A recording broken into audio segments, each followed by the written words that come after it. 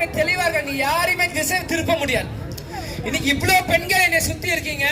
பெண்கள் நீங்களும் உங்களுக்கு தெரியும், இந்த டாஸ்மாக் இங்க இருக்க சென்னையில எத்தனை பேர் குடும்ப வாழ்க்கையை அழிச்சிட்டு இருக்கு.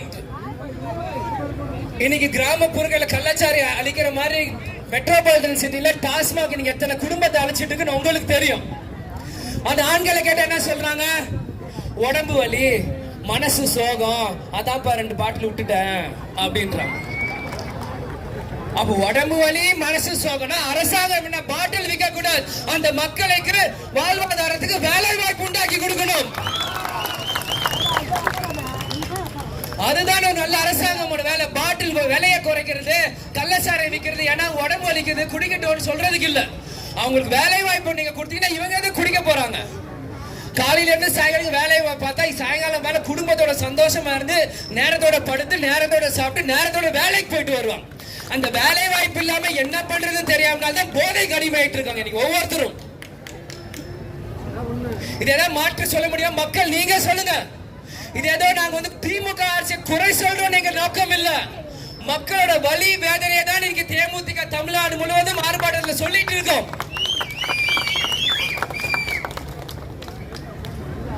இது மக்களாக நீங்கள் சிந்திக்கணும். இந்த கேஸ் உடனடியாக சிபிஐக்கு மாற்றப்பட வேண்டும்.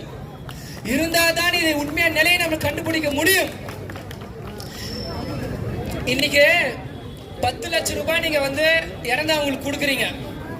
இன்னைக்கு கள்ளச்சாராயம் குடிக்கிறவங்க யார்? பெரிய பிசினஸ் மேனோ கோடீஸ்வரனோ யாரும் இல்ல. சாதா ஏழை விவசாயிகள் கூலி தொழிலாளி பார்க்கிற நபர்கள் தான் இன்னைக்கு சாராயம் குடிக்கிறாங்க. இன்னைக்கு அவங்களுக்கு 10 லட்சம் அப்படின்றது மிகப்பெரிய ஒரு தொகை. இன்னைக்கு ஒருத்தர் இறந்து அவங்க குடும்பத்துக்கு 10 லட்சம் போகுதுன்னா அப்ப கஷ்டப்படுறவங்க எவ்வளவு நாள் கஷ்டப்படுவாங்க. ஒரு சூழ்நிலையில அவங்களுக்கும் சிந்திக்க தோணும், ஒருவேளை நான் உயிரை விட்டுட்டேன்னா அந்த 10 லட்சம் ரூபாய் என் குடும்பத்துக்கு கிடைக்காதா அப்படின்னு மத்தவங்க சிந்திச்சாங்கன்னா அப்ப எல்லாருமே கள்ளச்சாராயம் கொடுத்து இறந்தா எல்லாருக்குமே நீங்க 10 லட்சம் கொடுப்பீங்களா? சரி 10 லட்சம் கொடுத்தீங்க, சந்தோஷம். திமுகவோட சொந்த காசியா கொடுத்துச்சு, மக்கள் வரி பணம் தானே கொடுத்தீங்க, மக்களோட வரி பணத்தை தான் கொடுத்திருக்கீங்க. இது நியாயமா? ஏதோ கள்ளக்குறிச்சியில ஒரு கிராமத்துல குடிச்சு ஒரு மக்களுக்கு தமிழ்நாடுல இருக்க எல்லா மக்களோட வரி பணம் தான் நீங்க கொடுத்திருக்கீங்க. உங்க அரசு தானே, திமுக அரசு தானே இன்னைக்கு கவர்மெண்ட்ல இருக்கு. ஏன் உங்க சொந்த பாக்கெட்ல இருந்து மக்களுக்கு கொடுத்தா என்ன குறைஞ்சா போயிருவீங்க?